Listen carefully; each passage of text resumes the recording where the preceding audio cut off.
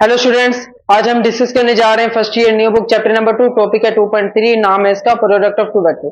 आज के लेक्चर में प्रोडक्ट ऑफ टू वेक्टर देखेंगे कि कितने टाइप्स के वेक्टर प्रोडक्ट होते हैं और आज ही के लेक्चर में डिस्कस करेंगे scalar product of two vector. Important long question है, देखेंगे अगर एज ए लॉन्ग आ जाए तो इसे प्रेजेंट किस तरीके से करना है तो वो देखेंगे। लेक्चर को स्टार्ट करते हैं। Welcome, you are on physics of how and I am your mentor Jain Shibir. तो टॉपिक है मेरे पास प्रोडक्ट ऑफ टू वेक्टर। देखो, प्रोडक्ट ऑफ टू वेक्टर, यहाँ पे देखेंगे कि अगर हम दो वेक्टर्स को मल्टीप्लाई करें तो इन रिटर्न कौन सी क्वांटिटी आती है। इसकी बेसिस पे वेक्टर प्रोडक्ट्स के दो टाइप्स हैं। वेक्टर प्रोडक्ट्स के दो टाइप्स हैं। देखो, अगर मैं दो वेक्टर्स को मल्टीप्लाई कराता हूँ, वेक्टर मेरे पास एक ऐसी क्वांटिटी होती है जिसकी डायरेक्शन और मैग्नीट्यूड दोनों चीजें होती है। और इसकी एग्जांपल क्या है, फोर्स मेरे पास वेक्टर क्वांटिटी है, डिस्प्लेसमेंट है, वेलोसिटी, ये सारी की सारी वेक्टर क्वांटिटीज हैं, पहले डिस्कस कर लिया हमने। अगर दो वेक्टर्स को मल्टीप्लाई कराऊं और इन रिटर्न उन दोनों को मल्टीप्लाई कराने से मेरे पास एक तीसरी जो क्वांटिटी आती है वो भी अगेन वेक्टर क्वांटिटी होती है। तो इस टाइप के प्रोडक्ट को मैं बोलूंगा ये क्या है, वेक्टर प्रोडक्ट। मतलब दो वेक्टर्स को मल्टीप्लाई कराया और इन रिटर्न मेरे पास एक अगेन वेक्टर क्वांटिटी आ गई, तो इसे मैं बोलूंगा vector product. For example torque. Torque तुम लोगों ने क्लास 9 में ये पहले पढ़ा हुआ है, फर्स्ट ईयर में भी इसे हम ब्रीफ करेंगे। लेकिन टॉर्क क्या होता है मेरे पास, अगर मैं मोमेंट आर्म आर और फोर्स को मल्टीप्लाई कराऊं, मोमेंट आर्म और फोर्स को मल्टीप्लाई कराऊं, ये दोनों मेरे पास वेक्टर क्वांटिटी है। इन दोनों को मल्टीप्लाई कराने से मेरे पास एक थर्ड क्वांटिटी आती है और वो भी वेक्टर होती है। थर्ड क्वांटिटी क्या आती है, टॉर्क। टॉर्क भी एक वेक्टर क्वांटिटी है। तो इन दोनों के जो प्रोडक्ट होगा इसे मैं बोलूंगा ये किस टाइप का प्रोडक्ट है, ये वेक्टर प्रोडक्ट है। और वेक्टर प्रोडक्ट को क्रॉस के साथ रिप्रेजेंट किया जाता है। वेक्टर प्रोडक्ट को क्रॉस प्रोडक्ट भी बोला जाता है। और होता है कि if the product of two vectors, अगर दो वेक्टर्स का मैं प्रोडक्ट लूं और उसके रिजल्ट में मेरे पास अगेन एक वेक्टर क्वांटिटी आ जाए, product of two vector results in a vector quantity, then this product is known as vector product. तो सूरत में इस प्रोडक्ट को मैं सिंपली बोलूंगा वेक्टर प्रोडक्ट, और इसे रिप्रेजेंट किया जाता है बाय क्रॉस। और पहली टाइप है वेक्टर प्रोडक्ट की। दो टाइप्स के प्रोडक्ट होते हैं, एक वेक्टर प्रोडक्ट और दूसरा स्केलर प्रोडक्ट्स। देखो, अगर मैं दो वेक्टर्स को मल्टीप्लाई कराऊं और इन दो वेक्टर्स के मल्टीप्लिकेशन से मेरे पास जो एक थर्ड क्वांटिटी आती है, इन दोनों के मल्टीप्लिकेशन होने से जो मेरे पास एक नई क्वांटिटी आती है वो एक स्केलर क्वांटिटी होती है। तो इस सूरत में ये जो प्रोडक्ट होगा ये होगा स्केलर प्रोडक्ट। और scalar product co dot product भी कहा जाता है। मतलब दो वेक्टर्स को मैंने मल्टीप्लाई कराया और इसके रिजल्ट में स्केलर क्वांटिटी आ गई, तो इस प्रोडक्ट को मैं कहूंगा कि स्केलर प्रोडक्ट है। और स्केलर प्रोडक्ट को डॉट के साथ रिप्रेजेंट किया जाता है। फॉर एग्जाम्पल फोर्स और डिस्प्लेसमेंट, ये दोनों मेरे पास एक वेक्टर क्वांटिटी है। इन दोनों को आपस में मैंने मल्टीप्लाई कराया, मेरे पास आ गया वर्क डन। अब वर्क डन मेरे पास है एक स्केलर क्वांटिटी। मतलब दो वेक्टर्स को मल्टीप्लाई कराने से मेरे पास एक नई क्वांटिटी है, स्केलर क्वांटिटी। तो ये जो प्रोडक्ट होगा इसे मैं बोलूंगा ये क्या है, स्केलर प्रोडक्ट। और इसे डॉट के साथ रिप्रेजेंट किया जाता है। If the product of two vectors results in a scalar quantity, दो वेक्टर्स के प्रोडक्ट की वजह से अगर स्केलर क्वांटिटी आती है, then this product is known as scalar product. और इसे रिप्रेजेंट किया जाता है डॉट। डॉट के साथ इसे सिंपली रिप्रेजेंट किया जाता है। कॉमन बात क्या है कि प्रोडक्ट जो है वो दो वेक्टर्स क्वांटिटी का होगा। इन दो वेक्टर्स क्वांटिटी के प्रोडक्ट के रिजल्ट के नतीजे में या तो एक वेक्टर आएगा या स्केलर आएगा। अगर वेक्टर आएगा तो वो वेक्टर प्रोडक्ट है, और अगर स्केलर आएगा तो वो स्केलर प्रोडक्ट है। स्केलर क्वांटिटी ऐसी क्वांटिटी होती है जिसका सिर्फ और सिर्फ मैग्नीट्यूड होता है, नंबर होता है, और इसकी डायरेक्शन कुछ नहीं होता। वर्क डन इसकी बेहतरीन एग्जांपल। तो आज डिस्कस करेंगे बड़ी डिटेल से स्केलर प्रोडक्ट क्या है और इसे एज अ लॉन्ग के तौर पे हम ट्रीट करेंगे। इन सारी चीजों को नोट डाउन करो और मैं स्केलर प्रोडक्ट की तरफ जाता हूं। तो अब आते हैं अपने स्केलर और डॉट प्रोडक्ट के टॉपिक की तरफ। तो स्टार्ट कैसे करना है, तुम लोगों ने सबसे पहले लिखनी डेफिनेशन जो अभी मैंने पिछले व्हाइट बोर्ड पे लिखी थी, उसे तुम लोगों ने यहाँ पे कॉपी करना है। क्या है, अगर मैं दो वेक्टर्स को मल्टीप्लाई कराऊं इस तरीके से कि उन दोनों वेक्टर्स को मल्टीप्लाई करने की वजह से मेरे पास जो एक नई क्वांटिटी आती है वो स्केलर क्वांटिटी होती है। तो शुरू में ये जो प्रोडक्ट होगा, ये जो मल्टीप्लिकेशन होगी, इसे मैं बोलूंगा ये क्या है, स्केलर प्रोडक्ट। और स्केलर प्रोडक्ट को डॉट के साथ रिप्रेजेंट किया जाता है। अब स्केलर प्रोडक्ट बताता क्या है, स्केलर प्रोडक्ट तुम लोगों को बताता है पैरेललिज्म ऑफ टू वेक्टर्स, कि how much parallel the two vectors are. ये बताता है कि दो वेक्टर्स एक दूसरे के साथ कितने पैरेलल है। फॉर एग्जांपल, ये मेरे पास है एक वेक्टर ए कह लेता हूं और ये मेरे पास है एक वेक्टर बी। ये दोनों एंगल फॉर्म कर रहे हैं एक दूसरे के साथ थीटा। मुझे देखना है कि वेक्टर बी वेक्टर ए के साथ कितना पैरेलल है। वेक्टर बी वेक्टर ए के साथ कितना पैरेलल है, तो मैं क्या करूंगा, वेक्टर बी को इसके कंपोनेंट्स में रिजोल्व करूंगा। एक इसका होगा हॉरिजॉन्टल कंपोनेंट, मतलब वेक्टर बी है ना, वेक्टर बी को इसके कंपोनेंट्स में रिजोल्व करूंगा। एक इसका होगा हॉरिजॉन्टल कंपोनेंट और एक इसका होगा वर्टिकल कंपोनेंट। देखो, इससे पहले हम डिस्कस कर चुके हैं। अगर ये मेरे पास है वेक्टर, एक वेक्टर है, यही वेक्टर बी में रिप्रेजेंट कर देता हूं। मुझे इसे इसके रेक्टेंगुलर कंपोनेंट्स में रिजोल्व करना है। तो एक इसका होगा हॉरिजॉन्टल कंपोनेंट और एक इसका होगा वर्टिकल कंपोनेंट। अब ये बात तुम लोगों ने रिमेंबर रखनी है, ये इसके दो कंपोनेंट्स हो गए ना, मतलब इन दोनों कंपोनेंट्स को मिलाने से वेक्टर बी बनेगा। तो ये सिंपली मेरे पास क्या है, ये इसकी क्या कंपोनेंट्स है। जिस कंपोनेंट के साथ एंगल फॉर्म हो रहा होगा, ये तुम लोगों ने बात रिमेंबर रखनी है, जिस कंपोनेंट के साथ एंगल फॉर्म हो रहा होता है वो होता है कोस कंपोनेंट, मतलब ये वाला कंपोनेंट होगा बी कोस ऑफ थीटा। और जिस कंपोनेंट के साथ एंगल नहीं फॉर्म हो रहा वो सिंपली होगा B sine of theta. Remember this, जिस कंपोनेंट के साथ एंगल फॉर्म हो रहा होगा वो होगा बी कोस ऑफ थीटा, और जिस कंपोनेंट के साथ एंगल फॉर्म नहीं हो रहा वो होगा इसका बी साइन ऑफ थीटा। अब यहाँ पे वेक्टर बी था, मुझे देखना वेक्टर बी वेक्टर ए के साथ कितना पैरेलल है। मैंने वेक्टर बी को इसकी कंपोनेंट्स में रिजोल्व कर दिया, एक इसका होगा हॉरिजॉन्टल कंपोनेंट, एक इसका होगा वर्टिकल कंपोनेंट। अब जिस कंपोनेंट के साथ एंगल फॉर्म हो रहा है, वैसे तो हमने डेरिवेशन भी की हुई है, ये एक्स कंपोनेंट है, ये एक्स एक्सिस है, तो ये वाला कंपोनेंट बी ऑफ एक्स होगा, और B of X B cos of theta के साथ ही होता है, B of X B cos of theta के बराबर ही होते हैं। लेकिन अगर मुझे ना बताओ कि एक्स डायरेक्शन में वाई डायरेक्शन में, तो यहाँ पे सिंपली ये ट्रिक है कि जिस कंपोनेंट के साथ एंगल फॉर्म हो रहा होता है वो होता है हमेशा B cos of theta. Remember, तो अब इस कंपोनेंट के साथ मैंने इसे इसके कंपोनेंट्स में रिजोल्व कर लिया, एक हॉरिजॉन्टल एक वर्टिकल। अब इस कंपोनेंट के साथ एंगल फॉर्म हो रहा है तो ये होगा इसका बी कोस ऑफ थीटा, और ये होगा इसका बी साइन ऑफ थीटा। अब स्केलर या डॉट प्रोडक्ट बताता है कि दो वेक्टर्स, वेक्टर ए और वेक्टर बी एक दूसरे के साथ कितने पैरेलल हैं। तो इन दोनों का आंसर क्या होगा, ए डॉट बी में करूंगा, मुझे देखने के वेक्टर बी वेक्टर ए के साथ कितना पैरेलल है, तो मैं क्या करूंगा, इनका स्केलर या डॉट प्रोडक्ट ले लूंगा, ए डॉट बी करूंगा। तो इसका आंसर क्या होगा, वेक्टर ए इसका magnitude as it is, vector A का मैग्नीट्यूड एज इट इज। अब देखूंगा वेक्टर पैरेललिज्म को बताता है, तो वेक्टर बी का वो वाला कंपोनेंट लूंगा जो कि वेक्टर ए की डायरेक्शन में होगा, वेक्टर ए के साथ पैरेलल होगा। इसके दो कंपोनेंट्स है, एक B cos of theta, B sine of theta. अब पैरेलल कौन सा, बी कोस ऑफ थीटा, तो यहाँ पे मैं मल्टीप्लाई कराऊंगा बी कोस ऑफ थीटा। समझे बात को, स्केलर प्रोडक्ट या डॉट प्रोडक्ट तुम लोगों को बताता है parallelism of two vector. A dot B करने का मतलब है कि मैं देखना चाहता हूं कि वेक्टर बी वेक्टर ए के साथ कितना पैरेलल है, तो इसका जो आंसर आएगा वो आंसर होगा A B cos of theta. Explanation में यही बातें लिखी हैं। Let there are two vectors, मान के चलो दो वेक्टर्स हैं A and B, forms an angle theta with each other, एक दूसरे के साथ एंगल थीटा फॉर्म करते हैं each other, their scalar then their scalar product will be. तो शुरू में उनका जो स्केलर प्रोडक्ट होगा उसका आंसर क्या होगा, वेक्टर ए डॉट बी, ये डॉट रिप्रेजेंट करता है डॉट प्रोडक्ट या स्केलर प्रोडक्ट को। वेक्टर ए डॉट बी बताता है कि वेक्टर बी वेक्टर ए के साथ कितना पैरेलल है, और इसका आंसर क्या होगा, A B cos of theta. Simply तुम लोगों ने एज इट इज रिप्रेजेंट कर। अच्छा, इसके अलावा मैं क्या कह सकता हूँ, फिजिकल इंटरप्रिटेशन क्या है इसकी, इसे मैं रेस कर देता हूँ। तो यहाँ पे by physical interpretation A dot B मेरे पास किसके बराबर है, ए डॉट बी मेरे पास बराबर है, ए डॉट बी बताता है कि वेक्टर बी वेक्टर ए के साथ कितना पैरेलल है, वेक्टर बी वेक्टर ए के साथ कितना पैरेलल है, ये मेरे पास बराबर होगा magnitude of vector A multiply by component of B parallel या along the vector A. B का वो वाला कंपोनेंट जो कि वेक्टर ए के साथ पैरेलल है, क्योंकि पैरेललिज्म की बात हो रही है। तो ए डॉट बी किसके बराबर होगा, मैग्नीट्यूड ऑफ ए, और इसके साथ साथ मल्टीप्लाई होगा कंपोनेंट ऑफ बी, बी का वो वाला कंपोनेंट जो कि वेक्टर ए के साथ पैरेलल है। या फिर ऐसे भी कह सकता हूं ये वेक्टर ए, ये मेरे पास है वेक्टर बी।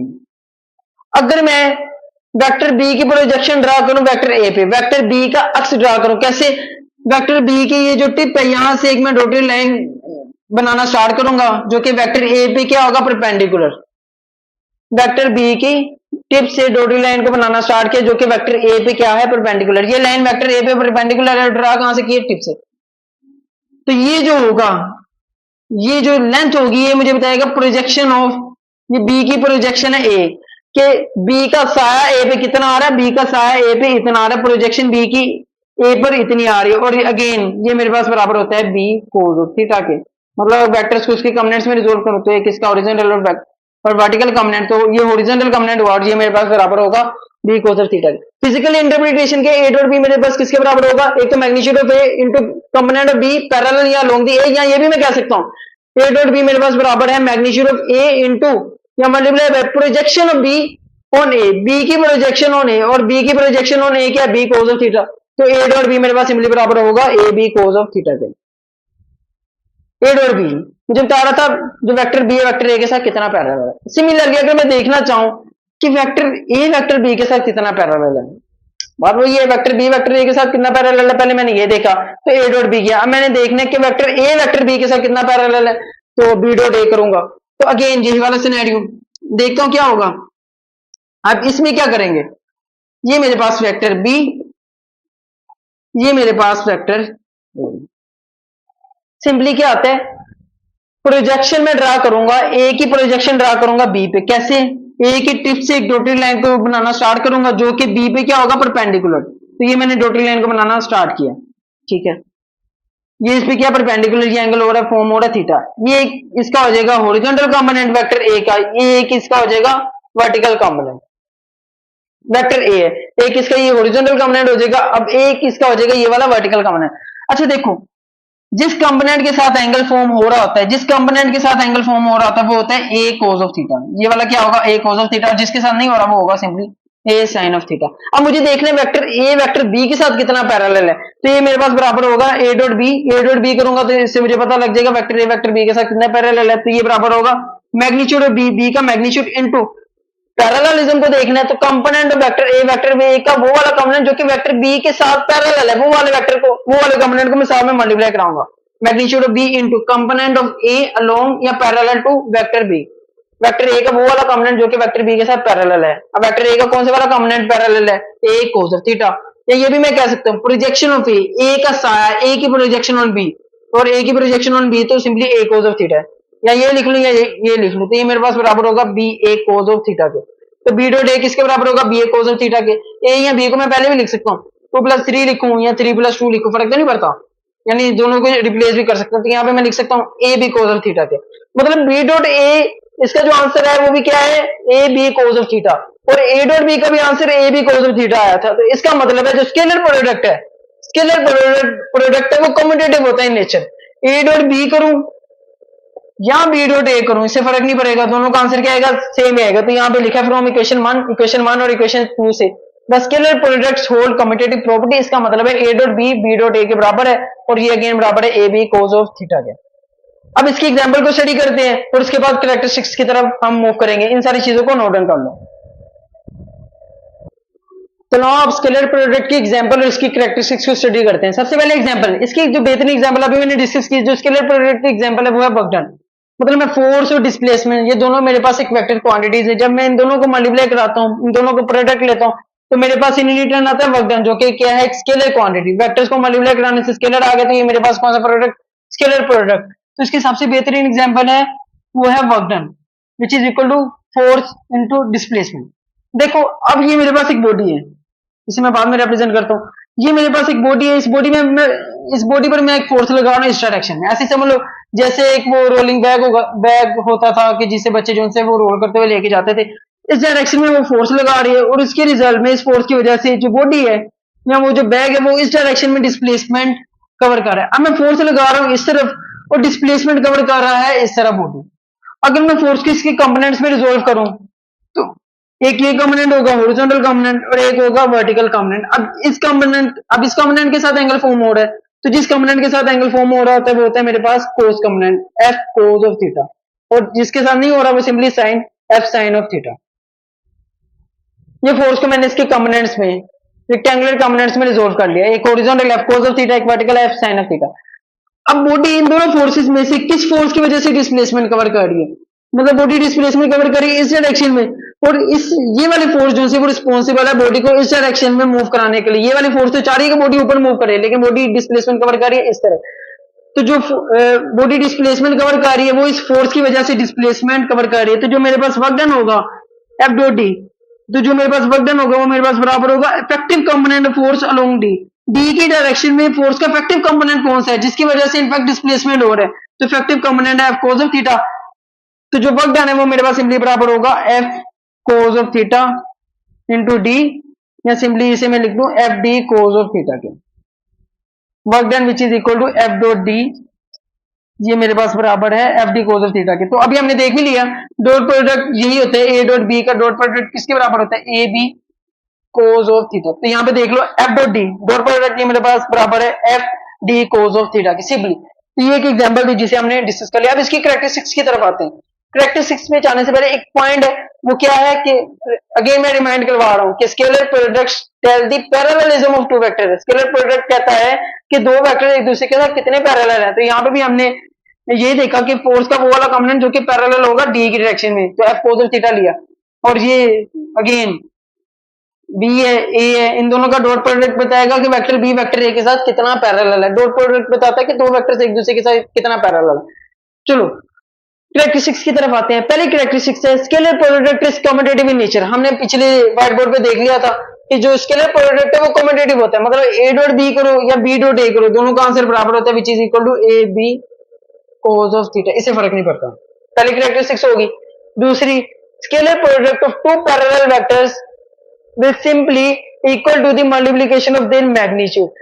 देखो अगर मेरे पास दो पैरेलल वेक्टर्स हैं, उनका मैं अगर स्केलर प्रोडक्ट लूंगा तो स्केलर प्रोडक्ट बताता है पैरेललिज्म ऑफ टू वेक्टर। ये दोनों वेक्टर्स पहले पैरेलल हैं, तो उस सूरत में ए डॉट बी या स्केलर प्रोडक्ट का जो आंसर है वो मैक्सिमम आना चाहिए। अगर दो वेक्टर्स पैरेलल हैं तो उस सूरत में जो आंसर है वो मैक्सिमम आना चाहिए, क्योंकि पैरेललिज्म ही को तो बताता है। तो ये मेरे पास दो वेक्टर्स हैं, वेक्टर ए और वेक्टर बी, इन दोनों पैरेलल। अगर मैं इनका डॉट प्रोडक्ट लूंगा तो ये सिंपली मेरे पास बराबर होगा magnitude of vector A into magnitude of vector B. देखते हैं, ए डॉट बी मेरे पास बराबर होता है ए बी कोस थीटा के। अगर दो वेक्टर्स पैरेलल हैं तो उस सूरत में जो एंगल फॉर्म हो रहा होता है वो जीरो, तो यहाँ पे सिंपली थीटा की जगह मैं जीरो पुट करूंगा। कोस जीरो होता है 1, तो यहाँ पे ये 1 हो गया, तो ये सिंपली ए बी। तो ए डॉट बी मेरे पास बराबर होता है magnitude of A into magnitude of B. Simply दोनों के मैग्नीट्यूड को आपस में मल्टीप्लाई करा दो, ये मेरे पास होता है मैक्सिमम आंसर। अगर एंटी पैरेलल होंगे, ये वेक्टर ए इस तरफ है, वेक्टर बी इस तरफ है, तो उस सूरत में एंगल फॉर्म हो रहा होता है थीटा। तो ए डॉट बी मेरे पास बराबर होगा A B cos of theta. Theta यहाँ पे 180, तो कोस 180 होता है -1, तो ये मेरे पास ए डॉट बी बराबर होगा माइनस ए बी। तो ये एक एमसीक्यू जाता होता है, एमसीक्यू जाता होता है डॉट प्रोडक्ट का आंसर मिनिमम कब होगा। मिनिमम तब होगा जब दोनों वेक्टर्स एक दूसरे के साथ पैरेलल होते हैं, एंटी पैरेलल होते हैं। मैं इसे दोबारा एक्सप्लेन करता हूं जब मैं नेक्स्ट व्हाइट बोर्ड पे जाऊंगा। तो अब थर्ड कैरेक्टरिस्टिक्स की तरफ आते हैं। थर्ड कैरेक्टरिस्टिक्स के self product of a vector will be equal to the square of its magnitude. मतलब अगर मैं एक वेक्टर को उसी वेक्टर के साथ मल्टीप्लाई करा दूं, ये मेरे पास एक वेक्टर ए है, इस वेक्टर ए को मैं वेक्टर ए के साथ ही मल्टीप्लाई कर देता हूं, इसी वेक्टर के मिरर के साथ में क्या कर देता हूं, मल्टीप्लाई। सिंपली वेक्टर ए के साथ ही मल्टीप्लाई करूंगा, तो शुरू में जो मेरे पास आंसर होगा will be equal to the square of its magnitude. तो इसके मैग्नीट्यूड का सिंपली स्क्वायर होगा। कैसे, ए डॉट बी मतलब vector A dot vector A करूंगा तो ये मेरे पास बराबर होगा ए कोस ऑफ थीटा। तो अगर दोनों वेक्टर्स, अगर मैं दो सिमिलर वेक्टर्स को मल्टीप्लाई कराऊं तो शुरू में एंगल कितना होगा दोनों के दरमियान, दोनों पैरेलल होंगे ना, तो angle will be 0 cos 0 1 A dot A और A dot A simply A square. तो vector A dot vector A मेरे पास बराबर होगा simply square of its magnitude, magnitude के स्क्वायर की। अब फोर्थ है, अभी तो हम पैरेललिज्म वगैरह को देख रहे थे। अब फोर्थ है if two vectors are perpendicular. अगर मेरे पास दो वेक्टर्स परपेंडिकुलर होंगे, वेक्टर ए और वेक्टर बी मेरे पास परपेंडिकुलर होंगे, तो शुरू में डॉट प्रोडक्ट का आंसर क्या आएगा, जरा सोचो। स्केलर प्रोडक्ट या डॉट प्रोडक्ट मुझे बताता है पैरेललिज्म ऑफ टू वेक्टर्स के, दो वेक्टर्स एक दूसरे के साथ कितने पैरेलल है। अब यहाँ पे केस है वेक्टर ए वेक्टर बी के साथ है परपेंडिकुलर, तो ये तो पैरेलल बिल्कुल भी नहीं होंगे, किसी भी एंगल से पैरेलल नहीं है, क्योंकि एक दूसरे के साथ परपेंडिकुलर है, तो पैरेलल तो नहीं होंगे। उस सूरत में ये जो डॉट प्रोडक्ट है ना, उसका आंसर क्या आना चाहिए, 0 आना चाहिए। डॉट प्रोडक्ट का आंसर 0 आंसर ये बताएगा कि ये दोनों वेक्टर्स एक दूसरे के साथ पैरेलल बिल्कुल भी नहीं है। If two vectors are perpendicular, अगर दो वेक्टर्स परपेंडिकुलर होंगे then their dot product will be equal to 0, तो उस सूरत में जो डॉट प्रोडक्ट है वो 0 आना चाहिए। मैथमेटिकली देखते हैं, ए डॉट बी मेरे पास बराबर है ए बी कोस थीटा के, जब परपेंडिकुलर है तो एंगल 90 कोस 90 0, तो आंसर विल बी 0। अब ये मेरे पास तीन केसेस हैं, जब दो वेक्टर्स एक दूसरे के साथ पैरेलल होते हैं, जब दो वेक्टर्स एक दूसरे के साथ पैरेलल होते हैं उस सूरत में डॉट प्रोडक्ट आता है ए बी, जब एंटी पैरेलल होते हैं तो माइनस ए बी, और जब परपेंडिकुलर होते हैं तो उस सूरत में आंसर आता है 0। अगर एमसीक्यूज आ जाए कि किस सूरत में ये जो डॉट प्रोडक्ट है उसका आंसर मिनिमम आएगा, और यहाँ पे ऑप्शन है किस एंगल पे डॉट प्रोडक्ट का आंसर मिनिमम आएगा, और ऑप्शन है 0 डिग्री 90 डिग्री 180 डिग्री या नन, इन तीनों में से। तो देखो 0 डिग्री पे जो आंसर आता है डॉट प्रोडक्ट का वो होता है ए बी सिंपली, 90 पे आंसर आता है 0, 180 पे आंसर आता है माइनस ए बी। तो इन तीनों में से किस एंगल पे डॉट प्रोडक्ट का आंसर मिनिमम होगा, तो वो होगा 180 डिग्री। 180 डिग्री क्यों, ये नेगेटिव में है, नेगेटिव 0 से भी छोटा होता है ना, जैसे -1 है 0 है 1 है। एक शख्स है जिसके पास 1 रुपये है, एक शख्स है जिसके पास कुछ भी नहीं है, और एक शख्स है वो उस पे 1 रुपये का कर्जा चढ़ा हुआ है -1, तो वो माइनस में जा रहा है, तो 180 डिग्री पे जो डॉट प्रोडक्ट है उसका आंसर मिनिमम होगा। ठीक है, परपेंडिकुलर पे मिनिमम नहीं होगा, वो जीरो होता है वहां पे। अगर दो वेक्टर्स परपेंडिकुलर होंगे तो आंसर विल बी जीरो, लेकिन जब एंटी पैरेलल होंगे 180 डिग्री तो उस सूरत में आंसर विल बी मिनिमम। अब आखिरी कैरेक्टरिस्टिक से 5 ही उसे देखते हैं। अब आखिरी कैरेक्टरिस्टिक से कि अगर मैं वेक्टर ए और वेक्टर बी को उसके कंपोनेंट्स में रिजोल्व कर दूं तो उस सूरत में जो डॉट प्रोडक्ट है उसका आंसर क्या आएगा? Dot product in terms of rectangular components will be, dot products को अगर मैं इसके रेक्टेंगुलर कंपोनेंट्स में स्प्लिट कर दूं, देखो एक वेक्टर, अगर ये मेरे पास है एक वेक्टर ए, तो प्लेन में वेक्टर ए के दो रेक्टेंगुलर कंपोनेंट्स होते हैं। एक होते हैं ए ऑफ एक्स जो कि एक्स एक्सिस के अलोंग होते हैं, एक होते हैं ए वाई जो कि वाई एक्सिस के अलोंग हो रहा, वाई एक्सिस के अलोंग होते हैं। जिसके साथ एंगल फॉर्म होता है वो होता है ए कॉस ऑफ थीटा। अगर इसके साथ एंगल फॉर्म हो रहा था ये ए कॉस ऑफ थीटा। बहरहाल तो प्लेन में दो कंपोनेंट्स होते हैं, एक ए ऑफ एक्स और एक ए ऑफ वाई। अगेन ये भी वेक्टर्स होते हैं, लेकिन अगर स्पेस हो तो उसमें एक थर्ड कंपोनेंट भी होता है, वो होता है ए ऑफ जी। अगर स्पेस हो, प्लेन में दो, स्पेस में कितने होते हैं? 3। तो dot products in terms of rectangular components किसके बराबर होगा? अच्छा, A dot B, vector A dot B मेरे पास बराबर होगा वेक्टर ए को उसके कंपोनेंट्स में रिजोल्व कर दूंगा। वेक्टर ए मेरे पास बराबर होगा A of X plus A of Y plus A of Z. Plus करके लिखूंगा ना, प्लस करके लिखूंगा। अगर ये मेरे पास वेक्टर ए है तो वेक्टर ए के ये दो कंपोनेंट्स है, ए ऑफ एक्स प्लेन की बात करते हैं चलो, और एक इसका ये वर्टिकल कंपोनेंट, एक हॉरिजॉन्टल कंपोनेंट, एक वर्टिकल कंपोनेंट। इन दोनों कंपोनेंट्स को मिलाओ तो ये मेरे पास वेक्टर ए बन जाता है। तो वेक्टर ए मेरे पास क्या है? इन दोनों कंपोनेंट्स का पेरेंट है, पेरेंट कंपोनेंट है, यहाँ रिजल्टेंट वेक्टर है। तो वेक्टर ए मेरे पास बराबर होगा A of X vector plus A of Y vector. तो अगर स्पेस है तो उसमें ए ऑफ जी वेक्टर भी आ जाएगा। तो वेक्टर ए को मैं लिखूंगा A of X vector plus A of Y vector plus A of Z vector. Dot dot product vector B, इसे भी इसके कंपोनेंट्स में रिजोल्व कर दो, B of X vector plus B of Y vector plus B of Z. अब इनका मैं लेता हूं डॉट प्रोडक्ट। पहले मैं ए ऑफ एक्स को मल्टीप्लाई कराऊंगा बी ऑफ एक्स के साथ, फिर ए ऑफ एक्स को मल्टीप्लाई कराऊंगा बी ऑफ वाई के साथ, फिर ए ऑफ एक्स को मल्टीप्लाई कराऊंगा बी ऑफ जी के साथ, फिर इसी तरीके से ए ऑफ वाई को इन तीनों के साथ, ए ऑफ जी को इन तीनों के साथ मल्टीप्लाई कराऊंगा और देखूंगा आंसर क्या है। लेकिन अगर मैं थोड़ा सा अगर मैं दिमाग लगाऊं और ये जो कैरेक्टरिस्टिक्स अभी मैंने स्टडी की है, तो मुझे पता है कि अगर दो वेक्टर्स परपेंडिकुलर है, परपेंडिकुलर वेक्टर्स का जो डॉट प्रोडक्ट है वो जीरो होगा।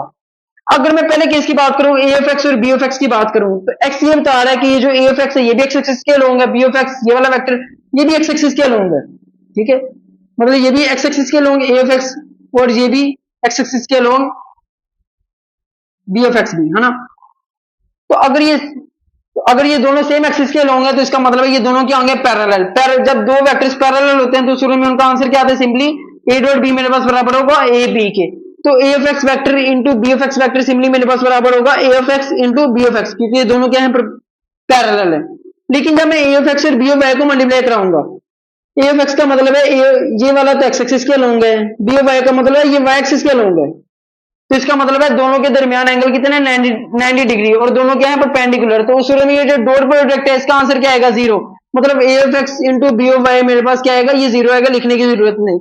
A of X into B of Z, again ये भी परपेंडिकुलर है, एक्स एक्सिस के लॉन्ग है ये, और ये जी एक्सिस के लॉन्ग है, एंगल विल बी 90 डिग्री। तो इसका भी आंसर आएगा जीरो, तो ये लिखने की जरूरत नहीं। तो यहाँ से सिंपली पहले प्रोडक्ट में मेरे पास रिटेन क्या हुआ? A of X dot B of X vector मेरे पास बराबर है A of X into B of X, क्योंकि ये दोनों सिंपली क्या है? पैरेलल। अब दूसरे की तरफ आते हैं, इसे तीनों के साथ मल्टीप्लाई कराते हैं, ए वाई को बी ऑफ एक्स के साथ। ये एक्स एक्सिस के होंगे, ये वाई एक्सिस के होंगे, ये दोनों क्या होंगे? परपेंडिकुलर। परपेंडिकुलर में आंसर जीरो होता है, तो ये लिखने की यहाँ पे नीचे जरूरत नहीं। ए वाई को बी ऑफ वाई के साथ, अब ये भी वाई एक्सिस के होंगे ए वाई, और बी ऑफ वाई भी वाई एक्सिस के होंगे, मतलब दोनों पैरेलल। तो जब दोनों पैरेलल होते हैं तो उस सूरत में ए डॉट बी बराबर होता है ए बी के। तो A Y vector into B Y vector बराबर होगा A Y into B Y, simply A Y into B Y, ये मैंने लिख दिया। A Y into B Z, ये भी परपेंडिकुलर है, तो आंसर जीरो, लिखने की जरूरत नहीं। ए जी की बात करता हूँ, इन दोनों के साथ मल्टीप्लाई कराऊंगा, परपेंडिकुलर, आंसर जीरो होगा। जब इसके साथ जी के साथ मल्टीप्लाई कराऊंगा तो ये दोनों पैरेलल, तो उस सूरत में आंसर होगा ए जी इंटू बी जी। सिंपली क्या है? सिंपली क्या है कि जब ये रेक्टेंगुलर कंपोनेंट्स को उसके रेक्टेंगुलर कंपोनेंट्स के साथ जब मैं मल्टीप्लाई कराऊंगा तो आंसर सिंपली मेरे पास होगा, जब मैं मल्टीप्लाई कराऊंगा तो A of X into B of X, A of Y into B of Y, A of Z into B of Z. Simply तुम लोगों ने इस तरीके से लिख देना इन मैग्नीट्यूड फॉर्म। तो ए डॉट बी का इन रेक्टेंगुलर कंपोनेंट्स मेरे पास आंसर क्या है? ए डॉट बी मेरे पास बराबर है A of X B of X plus A Y B of Y plus A of Z into B of C. अच्छा, ए डॉट बी मेरे पास इसका एक और फॉर्मूला भी जो अभी हमने देखा, ए डॉट बी मेरे पास बराबर होता है A B cos of theta के, जो अभी हम देखते भी आए हैं। तो अगर मैं इन दोनों को बराबर कर दूं, इस इक्वेशन और इस इक्वेशन को बराबर कर दूं, क्योंकि ये दोनों ए डॉट बी के बराबर हैं, तो A B cos of theta मेरे पास बराबर होगा इस कंपोनेंट के ठीक है, A F X into B F X plus A Y into B Y up to so. तो यहां से मेरे पास कोस थीटा बराबर आएगा ए भी नीचे आके डिवाइड, तो cos theta will be equal to A F X into B F X plus A Y into B Y plus A F G into B F G divided by A into B magnitude of A into magnitude of B. तो यहां से मेरे पास theta angle आ जाएगा। अगर मैं उस side पे cos inverse ले लूं, यहाँ पे मैं कोस इनवर्स ले लूं, ये सारी एंटिटी एज इट इज, तो यहां से मेरे पास एंगल आएगा। अगर मुझे पता करना हो कि ये दो वेक्टर्स हैं, वेक्टर ए और वेक्टर बी, इन दोनों के दरमियान एंगल कितना है, तो मैं सिंपली क्या करूंगा, डॉट प्रोडक्ट लूंगा। अच्छा, वो जो हमने डिटर्मिनेशन ऑफ वेक्टर में एंगल फाइंड आउट किया था ना, वेक्टर में एंगल, वो क्या था, tangent inverse of A Y into A of X. ये वाला एंगल है कि ये जो रिजल्टेंट वेक्टर है इसका हॉरिजॉन्टल कंपोनेंट के साथ एंगल कितना है, वो कंपोनेंट के साथ है। अगर ये मेरे पास दो वेक्टर्स हैं, दो वेक्टर्स में मुख्य डायरेक्शन में लेता हूं, मुझे बताना है कि इन दो वेक्टर्स में आपस में कितना एंगल है, तो ये वाला फॉर्मूला लगेगा। अगर मुझे बताना है कि एक रिजल्टेंट का, एक वेक्टर है ए, उसका हॉरिजॉन्टल के साथ कितना एंगल है, तो उस सूरत में ये वाला फॉर्मूला लगेगा। ठीक है बच्चों, तो यहाँ पे ये लेक्चर स्केलर प्रोडक्ट का ये जो लॉन्ग क्वेश्चन था ये हो गया कंप्लीट। तो उम्मीद है तुम लोगों को ये लेक्चर पसंद आया होगा। इजाजत दो, अल्लाह हाफिज।